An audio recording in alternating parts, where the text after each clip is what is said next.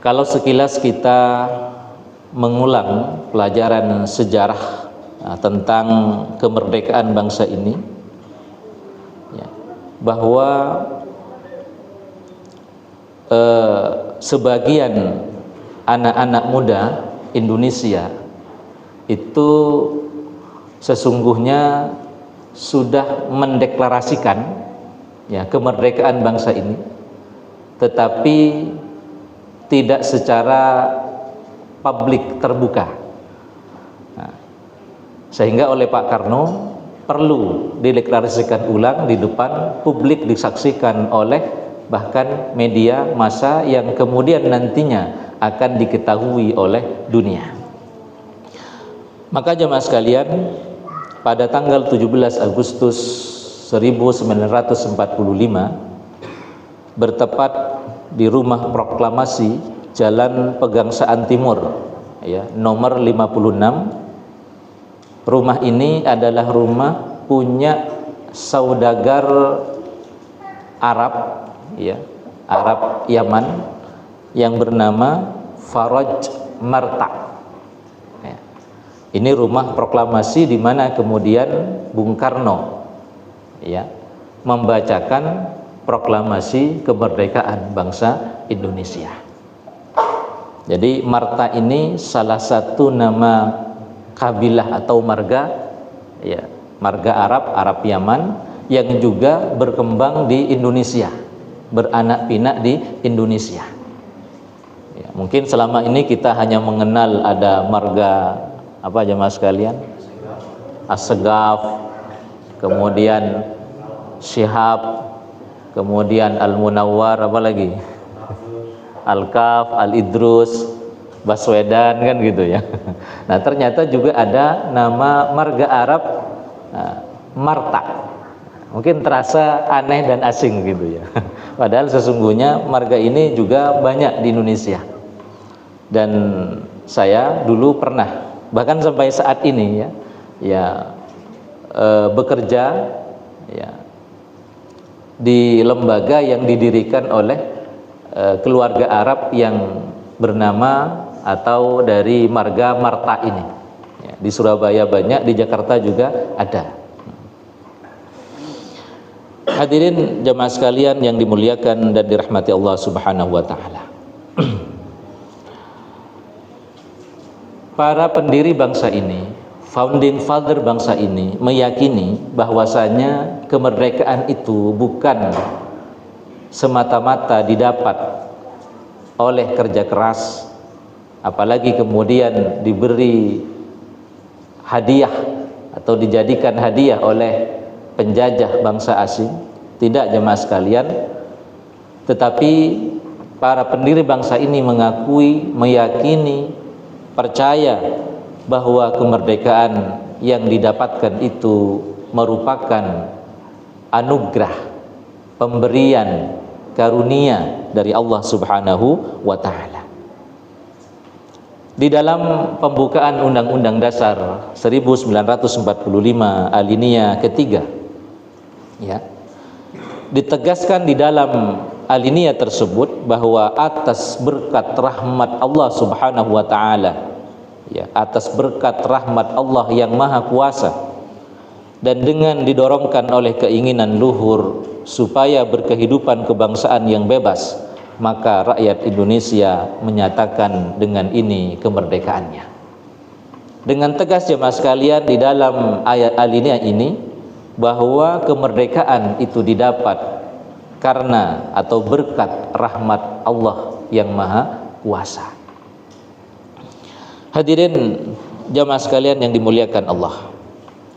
Kemudian apa pandangan Islam atau pandangan tokoh Islam, tokoh Muslim terkait dengan kemerdekaan? Sebagaimana saya sampaikan di awal bahwa kajian tentang makna dan indikator kemerdekaan akan kita kaji dalam perspektif seorang ulama besar Tunisia yang bernama Ibnu Ashur. Di dalam kitabnya Maqasidus Syariah ada subbab yang dijelaskan di dalam subbab itu makna sekaligus indikator daripada kemerdekaan. Hadirin jamaah sekalian yang dimuliakan Allah, makna kemerdekaan ada dua kuncinya kata beliau. Yang pertama adalah diddul ubudiyah. Apa itu? Lawan daripada perbudakan. Karena bangsa yang terjajah, bangsa yang belum merdeka secara otomatis dalam perbudakan, dalam jajahan. Kemudian makna yang kedua menurut beliau adalah tamakkunus syakhsi minat tasarruf fi nafsihi wa syu'unihi kama yasha duna mu'arid, yaitu kemampuan seseorang mengatur dirinya sendiri dan urusannya sesuai dengan kehendaknya, kama yasha duna mu'aridin, tanpa ada tekanan dari pihak manapun. Artinya jemaah sekalian, kalau kita belum bisa mengatur urusan kita sendiri, urusan bangsa sendiri, banyak tekanan sana sini, itu artinya kita belum merdeka. Bapak Ibu hadirin jemaah sekalian yang dimuliakan dan dirahmati Allah Subhanahu wa taala. Ya. Kemudian apa indikator-indikator daripada kemerdekaan yang dimaksud? Ibnu Ashur menjelaskan ada 4 indikator seseorang disebut orang yang merdeka, sebuah bangsa disebut bangsa yang merdeka. Yang pertama kata beliau adalah hurriyatul i'tiqad. Jadi merdeka dalam bahasa Arab itu ada 2 istilah yang dipopulerkan. Yang pertama ada istilah istiqlal, merdeka. Makanya kalau kita ke Jakarta, kemudian mendapatkan sebuah masjid besar namanya Masjid Istiqlal, itu artinya masjid kemerdekaan. Ya.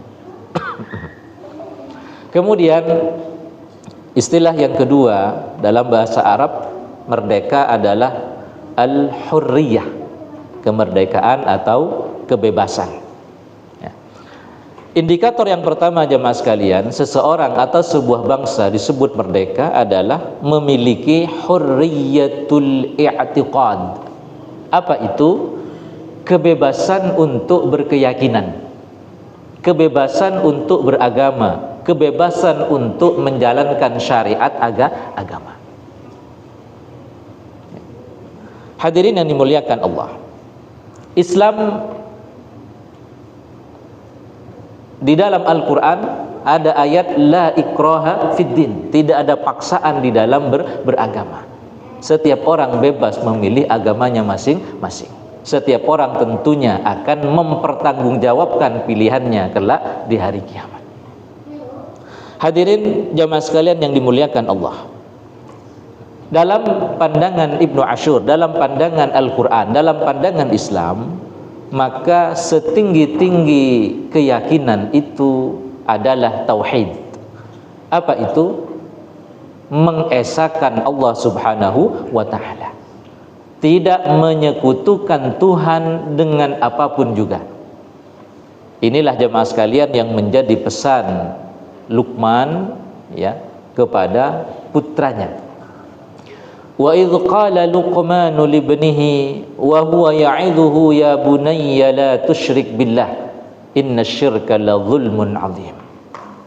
Ya. Luqman berpesan kepada putranya untuk apa? La tusyrik billah, tidak menyekutukan Allah dengan apapun. Artinya apa? Harus wajib mentauhidkan Allah Subhanahu wa ta'ala. Hadirin jamaah sekalian yang dimuliakan Allah, para pendiri bangsa ini meyakini ya, bahwasanya semakin tinggi keyakinan seseorang, maka ia akan semakin merdeka. Dan keyakinan yang paling tinggi itu adalah tauhidullah, mentauhidkan Allah, tidak menyekutukan Allah dengan apapun juga. Maka dengan demikian jemaah sekalian, ia hanya menghamba kepada Allah Subhanahu wa ta'ala dan tidak menghamba kepada selain Allah. Artinya jemaah sekalian, ia adalah orang atau bangsa yang betul-betul merdeka ketika hanya menghamba kepada Allah, tidak menuhankan ya Tuhan-Tuhan yang lain, hanya menuhankan Allah Subhanahu wa ta'ala. Maka ia hanya menjadi hambanya Allah, tidak menjadi hambanya selain Allah. Oleh karenanya jemaah sekalian, karena para pendiri bangsa ini paham betul bahwa kemerdekaan tertinggi itu saat ya mentauhidkan Allah, ya, menghamba hanya kepada Allah, maka kemudian hal ini tertuang di dalam salah satu poin dari Pancasila kita sebagai dasar negara, yaitu pada sila keberapa? Sila yang pertama, ketuhanan yang Maha Esa, ya. Bahwa bangsa Indonesia, masyarakat Indonesia, warga Indonesia hanya bertuhan kepada Tuhan yang satu. Hadirin yang dimuliakan Allah, ketuhanan yang Maha Esa kalau kita lihat sejarahnya, ini sesungguhnya merupakan redaksi pengganti dari Pancasila sebelumnya di dalam Piagam Jakarta. Ketuhanan dengan kewajiban ya bagi masyarakat Islam untuk melaksanakan syariatnya. Nah, redaksi pengganti ini tidak kalah tingginya jemaah sekalian. Bahkan satu sisi saya menganggap wah ini lebih tinggi gitu. Kenapa? Ketuhanan yang Maha Esa, bahwa bangsa warga Indonesia harus mengesakan Tuhan. Tidak boleh menyekutukan Tuhan. Namanya Esa. Esa itu artinya apa? Satu. Mengesakan Tuhan. Bapak Ibu hadirin jemaah sekalian yang dimuliakan dan dirahmati Allah Subhanahu wa taala. Nah, di dalam pandangan Islam, bertuhan hanya kepada Tuhan yang satu, yaitu Allah Subhanahu wa taala, tidak menyekutukan Allah dengan apapun, memiliki banyak sekali keutamaan. Selain dari perspektif kemerdekaan tadi, bahwa orang yang betul-betul merdeka adalah orang yang bertuhan hanya kepada Tuhan yang satu, yaitu Allah Subhanahu wa ta'ala, sehingga ia tidak diperbudak oleh siapapun, tidak diperbudak oleh apapun, tidak diperbudak oleh materi dan seterusnya ya. Bagaimana dengan orang yang tidak bertuhan? Nah, orang yang tidak bertuhan itu dipastikan akan diperbudak oleh hawa nafsunya, akan diperbudak oleh materi dan seterusnya. Nah, jangan kira kemudian orang yang tidak bertuhan adalah orang yang betul-betul merdeka, karena ia tidak menghamba kepada apapun dan siapapun. Kata siapa jemaah sekalian? Justru orang yang tidak bertuhan itu rawan akan diperbudak oleh hawa nafsunya, diperbudak oleh harta benda, oleh materi dan seterusnya. Dan kita melihat hal itu. Bangsa orang yang tidak bertuhan seperti komunis, bagaimana kejamnya terhadap sesama manusia. Ambisi mereka untuk menguasai ya materi ya sebanyak-banyaknya dan seterusnya. Hadirin yang dimuliakan Allah. An Mu'ad ibn Jabal, dalam hadis Nabi dari Mu'ad bin Jabal, diriwayatkan oleh Imam Bukhari dan Muslim, muttafaqun alaih. Qala Rasulullah sallallahu alaihi wasallam, ya Mu'adz, Nabi bertanya kepada Mu'adz, atadri ma haqqullah 'alal 'ibad? Wahai Mu'adz, tahukah kamu apa haknya Allah atas hamba-hambanya? Maksudnya adalah apa? Kewajiban hamba kepada Allah Subhanahu wa ta'ala. Qala, Mu'adz bin Jabal menjawab, Allah wa rasuluhu a'lam, Allah dan Rasulnya lebih tahu. Qala, Nabi kemudian menjelaskan kepada Mu'adz, ayya'buduhu wa la yusyriku bihi syai'a. Kewajiban hamba ya, kepada Allah Subhanahu wa taala adalah ayya'buduhu, menyembahnya, ya, menyembah beribadah hanya kepada Allah, wala yusyriku bihi syai'ah, dan tidak menyekutukan Allah dengan apapun. Kemudian Rasul bertanya lagi kepada Mu'adz, atadri ma haqquhum alaih, tahukah kamu wahai Mu'adz apa hak yang mesti didapat oleh para hamba ketika sudah melaksanakan kewajibannya, yaitu menyembah hanya kepada Allah, tidak menyekutukan Allah dengan apapun. Qala Allahu wa rasuluhu a'lam. Lagi-lagi Mu'adz bin Jabal menjawab, Allah dan Rasulnya lebih tahu. Rasul kemudian menjelaskan, alla yu'adzibahum, ya. Di dalam lafaz Muslim atau hadis Muslim, haqqul ibad 'ala Allah azza wa jalla alla yu'adzab man la yusyrik bihi syai'ah, bahwasanya hak yang mesti didapat oleh seorang hamba ketika telah melaksanakan kewajibannya, beribadah hanya kepada Allah semata, tidak menyekutukan Allah dengan apapun, maka ia berhak untuk tidak diazab. Yang namanya tidak diazab pasti dimasukkan ke dalam surga. Makanya jemaah sekalian, di dalam hadis yang lain, dalam hadis kalau tidak salah riwayat Imam Ahmad, man qala la ilaha illallah dakhalal jannah, barang siapa yang mengucapkan la ilaha illallah, tidak ada Tuhan selain Allah, maka ia sudah punya kuncinya surga.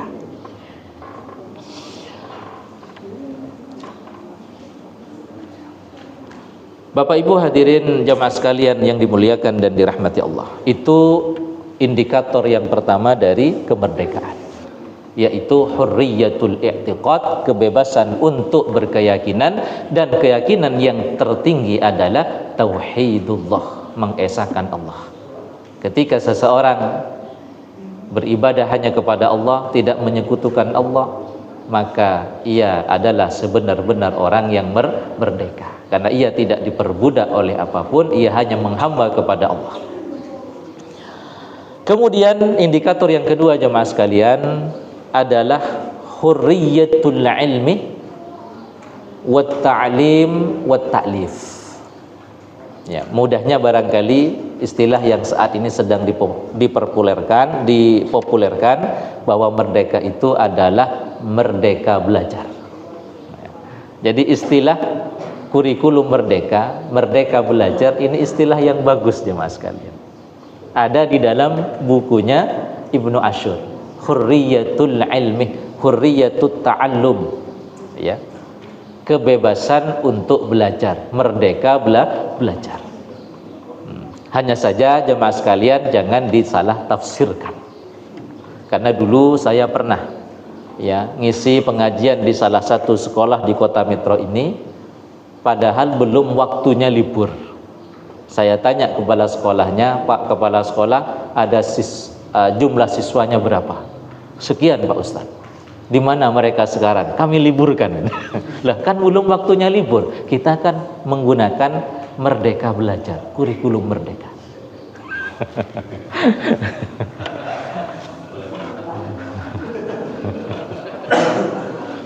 Ya. Hadirin jamaah sekalian yang dimuliakan dan dirahmati Allah Subhanahu wa taala. Kebebasan belajar, kebebasan mengajar, kebebasan menulis atau berkarya, hurriyatut ta'lif. Ini menjadi indikator yang kedua orang yang merdeka atau bangsa yang merdeka. Artinya jemaah sekalian, bahwa Islam itu sangat mengapresiasi, ya, untuk kita belajar apapun, ya, kita belajar apapun, ya. Memang belajar ilmu agama Islam, al-ulum asy-syar'iyyah, terutama terkait dengan ibadah dan kewajiban-kewajiban kita lainnya, seperti kalau di dalam bab ibadah ada fikih salat, fikih puasa, fikih zakat dan seterusnya. Ya. Kemudian ilmu tauhid, bagaimana seharusnya kita mentauhidkan Allah, ya, melaksanakan rukun iman yang 6, ya. Itu merupakan kewajiban individu. Ya. Islam juga menghargai dan mengapresiasi orang yang menuntut ilmu-ilmu lainnya, seperti misalnya ilmu tentang medis, kedokteran, keperawatan, ilmu tentang ekonomi, ilmu tentang pertanian, ilmu tentang teknik, tentang perikanan, kelautan dan seterusnya. Ya, Islam sangat menghargai hal itu, jemaah sekalian. Kenapa? Karena itu penting, ya, untuk keberlangsungan hidup kita di dunia, di muka bumi ini. Sehingga sebagian ulama mengatakan mempelajari ilmu kedokteran itu fardu kifayah. Ya, fardu kifayah. Kenapa kemudian menjadi fardu kifayah? Kok tidak sunnah saja? Kok tidak mubah? Karena jemaah sekalian, ketika kita sakit, kita harus berobat. Ya. Maka kalau kemudian di kampung kita tidak ada dokter, kemana kita akan berobat? Nah itu jemaah, kemana kita akan berobat? Makanya kemudian sebagian ulama menghukumi belajar ilmu kedokteran, ya, menjadi tabib atau dokter itu merupakan kewajiban yang bersifat kifayah. Artinya tidak menjadi kewajiban bagi setiap individu muslim. Tapi kalau kemudian dalam satu kampung, dalam satu wilayah, misalnya di kota metro, tak satu pun ada dokter atau orang yang bisa mengobati, tabib, maka semua masyarakat di kota metro itu berdosa. Nah, ini namanya fardu kifayah. Hadirin jamaah sekalian yang dimuliakan Allah. Karena begitu besarnya penghargaan, apresiasi Islam terhadap ilmu pengetahuan, di dalam surat Al-Mujadilah ayat 11 Allah berfirman, yarfa'illahu alladhina amanu minkum walladhina utul ilma darajat. Allah mengangkat, Allah meninggikan derajat orang-orang yang beriman dan orang-orang yang berilmu pengetahuan. Darajat, beberapa derajat. Wallahu bima ta'maluna khabir. Apa yang dimaksud dengan beberapa derajat di sini jemaah sekalian?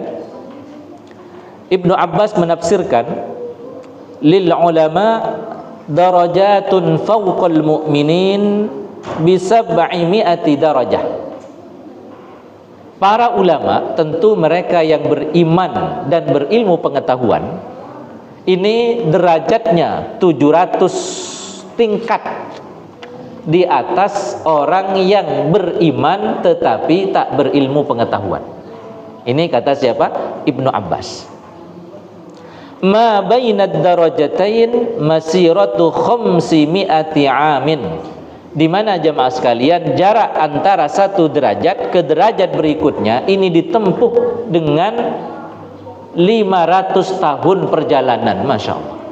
Jadi berapa lamanya untuk sampai ke derajat ke 700?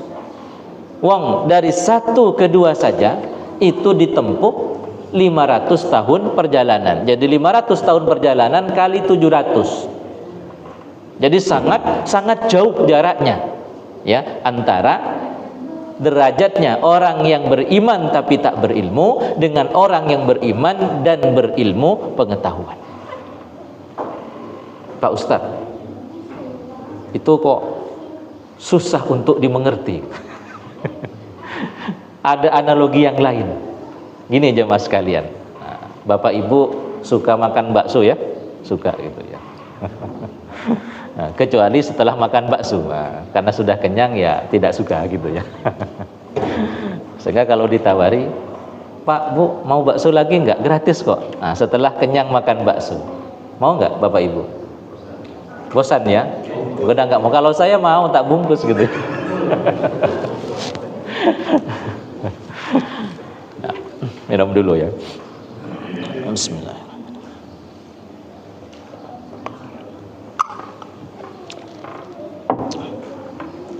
Ilustrasinya begini jemaah sekalian. Kita suka makan bakso. Dan karena kita suka makan bakso, maka kita kuliner bakso gitu ya. Tahu bakso yang paling enak tuh di mana, yang enak di mana, yang biasa-biasa di mana, ya, yang kurang enak di mana, yang tidak enak di mana, tahu kan? Namanya kuliner bakso. Nah, kita disodorkan dua mangkok bakso. Bakso yang pertama ini bakso yang sangat spesial, dibuat ya oleh pakarnya, ahli nomor wahid di Indonesia misalnya begitu ya. Entah bakso apa itu namanya gitu. Saya tidak berani untuk menyebutkan, nanti promosi katanya kan. Ya. Kalau ya. Tentu rasanya sangat enak. Kualitasnya sangat spesial, nomor wahid ya. Kemudian yang kedua ini bakso dibuat oleh orang yang belum tahu cara membuat bakso, bahkan bahan campurannya apa itu juga nggak paham, asal saja dia buat bakso gitu. Nah kemudian dua-duanya kita cicipin ya. Pertama kita makan yang enak dulu, wah terasa enaknya. Habis itu makan yang nggak enak tadi. Nah, kemudian kita diminta testimoninya. Pak, Bu, gimana rasanya? Pasti kita akan mengatakan rasanya antara bumi dan langit. Lihat kan? Rasanya antara bumi dan langit. Bedanya antara bumi dan langit. Nah, itu jemaah sekalian. Nah, itulah yang disampaikan oleh Ibnu Abbas gitu ya, bahwa jaraknya sangat jauh. Ya, bedanya sampai 700 derajat antara orang yang beriman dan berilmu pengetahuan dengan orang yang beriman saja tanpa ilmu pengetahuan. Jaraknya 700 derajat di antara satu dengan 2 derajat, atau antara 1 derajat dengan derajat berikutnya itu ditempuh 500 tahun perjalanan. Bapak Ibu hadirin jemaah sekalian yang dimuliakan Allah. Di dalam hadis Ibnu Majah, Rasul sallallahu alaihi wasallam memberikan satu ilustrasi kepada kita. Pentingnya kita menuntut ilmu. Apa kata beliau? Mathalu hadhil ummah kamathali arba'ati nafarin. Ya. Umat ini seperti 4 golongan. Golongan yang pertama kata Nabi, rajulun atahullahu malan wa ilman fahuwa ya'malu bi'ilmihi fi malihi yunfik fi haqqihi. Ya. Perumpamaan yang pertama adalah seperti orang yang oleh Allah diberikan harta benda yang melimpah, ilmu pengetahuan yang luas.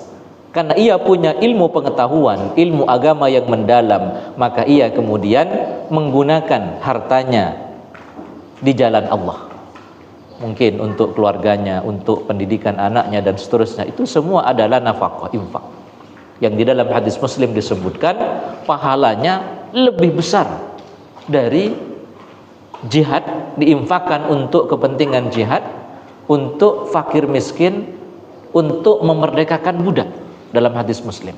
Ingat, ini nafkah jemaah sekalian. Nafkah itu apa? Kebutuhan pokok. Jadi nafkah kita, kebutuhan pokok yang kita berikan kepada keluarga berupa makan, minum, pakaian, pendidikan. Apalagi yang pokok jemaah sekalian. Soalnya sekarang semakin bertambah zaman, semakin bertambah pokoknya gitu ya. Lainnya, listrik itu pokok. Dulu di zaman Nabi nggak ada listrik. Listrik bukan kebutuhan dulu karena nggak ada gitu ya. Nah, di zaman kita listrik adalah kebutuhan pokok. Apalagi sekarang BPJS, Ustaz Ramadan. BPJS ya pokok sudah gitu. Kemudian apa lagi jemaah sekalian kebutuhan pokok itu? Air ya, itu pasti kan dari zaman Nabi sudah ada kan gitu ya. Apa lagi? Nah, pulsa kira-kira pokok nggak sekarang ini? Ya, ya pokok, sekedar apa? Ya untuk komunikasi ya. Ya, kalau berlebihan berarti itu sudah sekunder begitu. Ya, hadirin yang dimuliakan Allah. Jadi perumpamaan yang pertama kata Nabi seperti seseorang yang oleh Allah diberi ilmu pengetahuan yang luas, diberi harta yang banyak. Karena ia berilmu, maka ia gunakan hartanya di jalan Allah Subhanahu wa taala. Sebagian dijadikan nafkah untuk keluarganya, sebagian diinfakkan dan seterusnya. Kemudian yang kedua kata Nabi adalah rajulun atahullahu ilman wa lam yu'tihi malan. Orang yang oleh Allah diberi ilmu pengetahuan tetapi tidak diberi harta benda. Kendati demikian ia mengatakan seandainya lau kana li mithlu hada ya amiltu fihi mithla alladhi ya'malu. Seandainya saya memiliki harta yang banyak, maka saya akan gunakan seperti yang digunakan oleh orang yang pertama tadi. Ya. Maka kata Nabi sallallahu alaihi wasallam, fahuma fil ajri sawa. Kelompok atau orang yang pertama dengan orang yang kedua ini pahalanya sama. Padahal orang yang kedua tak mampu untuk banyak berinfak karena keterbatasan harta benda. Sementara orang yang pertama ini infak, wakaf dan seterusnya.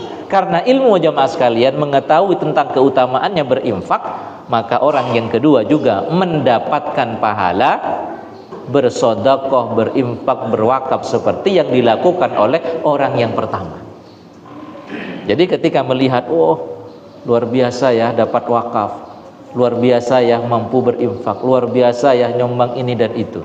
Kemudian orang kedua, seandainya saya punya harta benda seperti orang yang pertama, saya pasti akan melakukan hal yang sama. Maka kata Nabi, fahuma fil ajri sawa.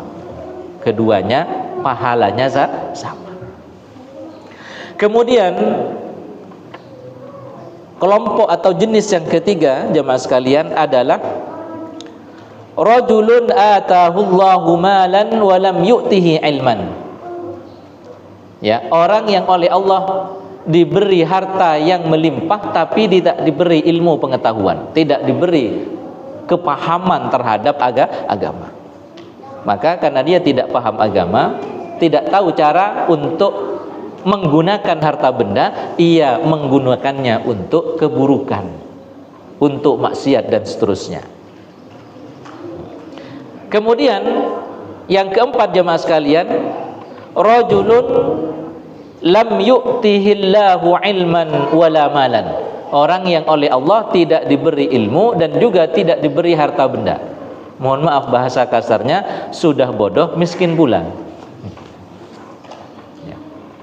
Kemudian ia melihat orang yang ketiga, hartanya melimpah, digunakan untuk apa? Judi online misalnya.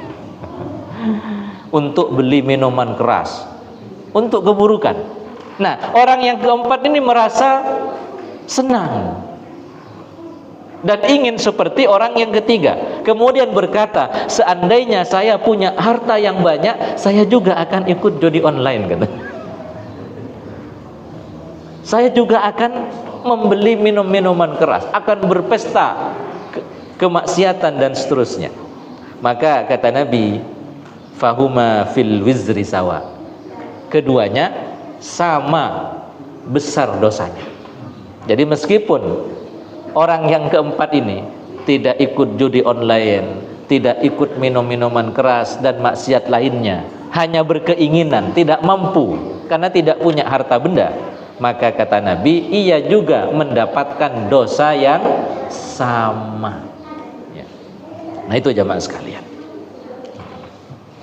Maka sering-seringlah kita ketika melihat orang berbuat baik, nah, juga apa? Nah, seandainya saya punya harta, saya akan bangun masjid seperti miliarder ini misalnya.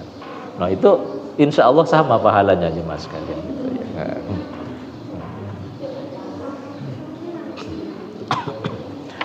Kemudian yang ketiga, Indikator kemerdekaan menurut Ibnu Ashur adalah hurriyatul aqwal, kebebasan untuk berpendapat, kebebasan untuk berdakwah, menyampaikan kebenaran.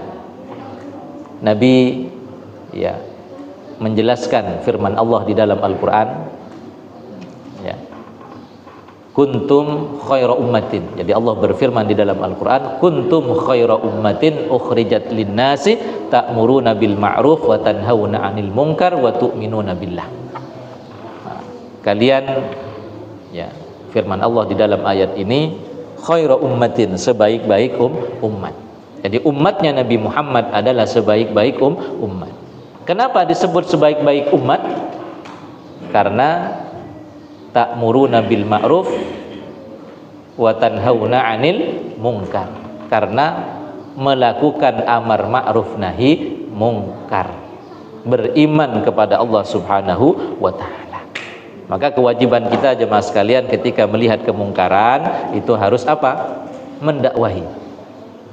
Ya, man ra'a minkum munkaran falyughayyirhu biyadihi. Barang siapa yang melihat kemungkaran, maka perbaiki, tuntaskan, tangani, ya, dengan tangannya, dengan kemampuan, misalnya sebagai apa?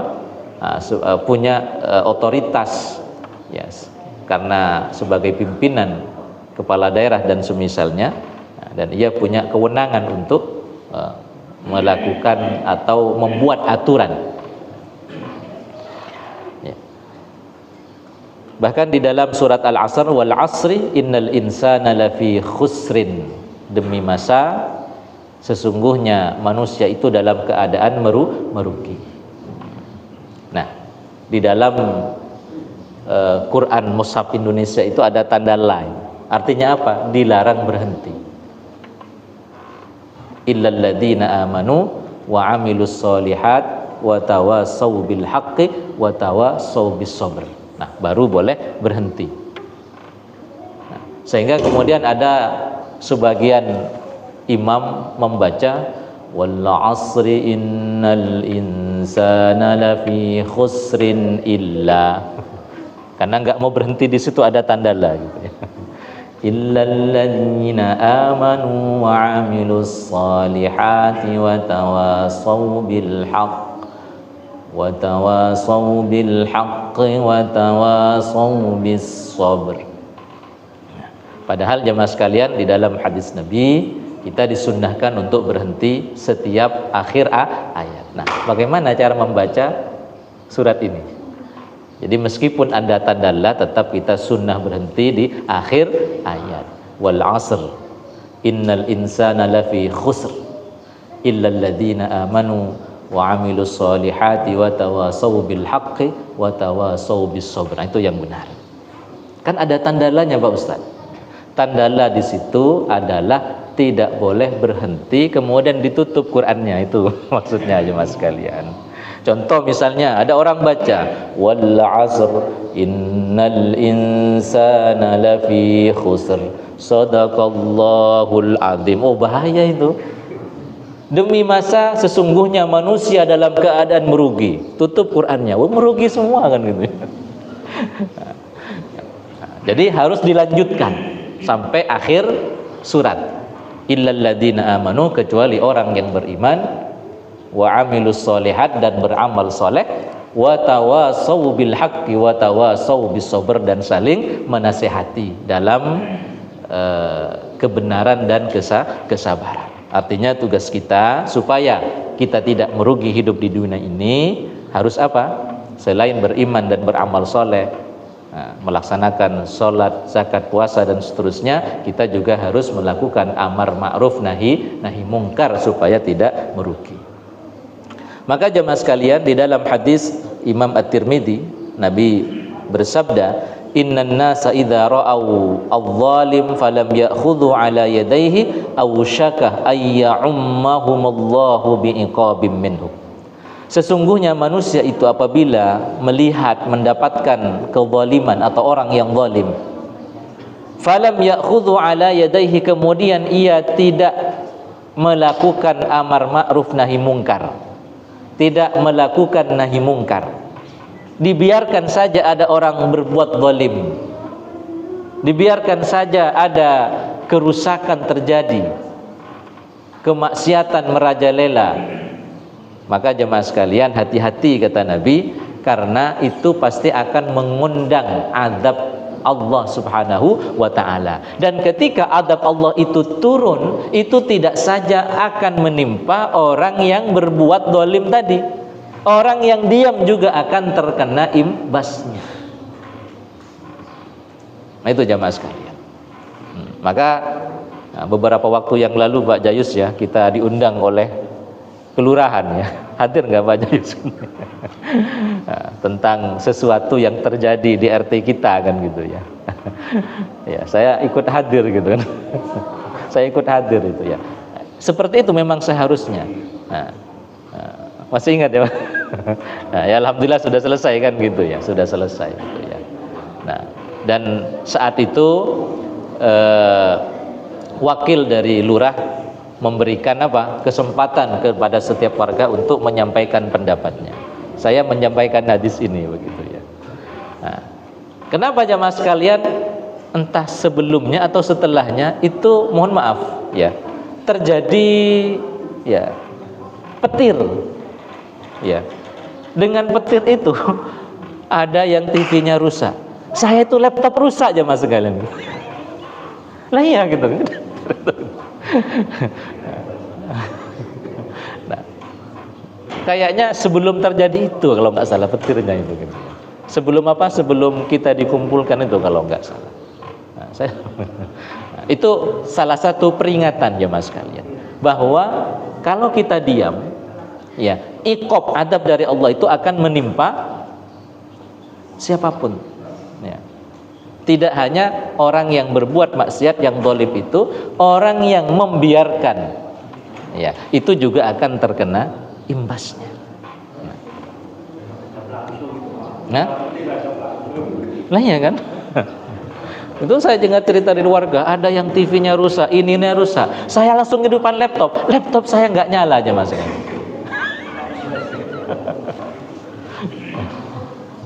Nah, oleh karenanya ini baru iqab yang kecil gitu ya. Nah, oleh karenanya marilah ya kewajiban untuk menyampaikan kebenaran, amar ma'ruf nahi mungkar ini jangan kita abaikan. Sudah masuk waktu suruk ya? Udah kelewat. Bunyi nggak tadi? Nggak bunyi ya? Oh, jadi bukan salah saya gitu.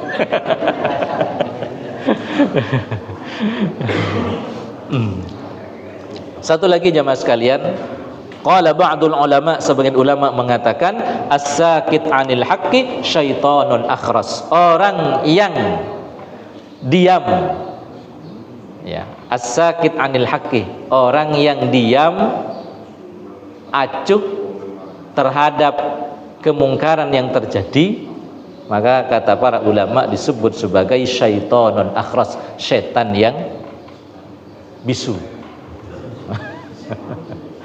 Ya, disebut setan yang bisu gitu. Ya. Kemudian yang terakhir, indikator kemerdekaan itu adalah hurriyatul a'mal, kebebasan untuk bekerja. Ya, terutama sesuai dengan bidang dan kemampuan kita. Nah, artinya bahwa Islam sangat menghargai profesi, menghargai kompetensi. Ya. Di dalam surat At-Taubah ayat 105, wa qul i'malu fasayarallahu amalakum wa rasuluhu wal mu'minun. Bekerjalah kamu secara profesional, maka Allah dan Rasulnya dan orang-orang yang beriman akan melihat apa yang kamu kerjakan. Itu saya kira jemaah sekalian 4 indikator kemerdekaan. Mudah-mudahan kita semua semakin matang, ya, semakin paham bagaimana seharusnya kita mengisi kemerdekaan bangsa kita ini. Ya, bolehlah kita merayakan dengan makan kerupuk, tarik tambang dan seterusnya begitu ya. Ya, sebagai bentuk kebahagiaan ya dengan kemerdekaan bangsa ini. Nah, tapi lomba-lomba itu tidak perlu kemudian dijadikan kaedah-kaedah untuk menentang kebijakan-kebijakan tertentu gitu ya. Ya, kita sebagai anggota organisasi tertentu ya kita harus taat pada pimpinan kita. Begini jemaah sekalian, ada orang yang kan lagi viral tentang tambang begitu ya. Tarik tambang gitu.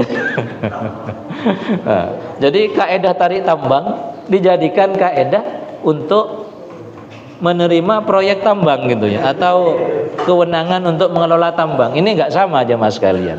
Karena kaedah tarik tambang itu apa? Yang menang yang apa? Bukan, yang menang tuh yang mundur, ya kan? Mundur tuh yang menang gitu.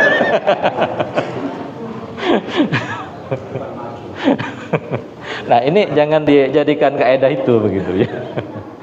Nah, jadi kalau kemudian ada ormas menerima tambang, ya misalnya seperti NU Muhammadiyah begitu ya, ya punya pendapat yang berbeda silakan, tapi ketika sudah menjadi kebijakan keputusan, anggota organisasi harus ikut pimpinan seperti itu. Sama dengan begini jemaah sekalian. Nah, milih presiden, mungkin yang dipilih nggak jadi gitu. Nah, ketika sudah dilantik presiden, itu sudah presiden kita semua begitu ya.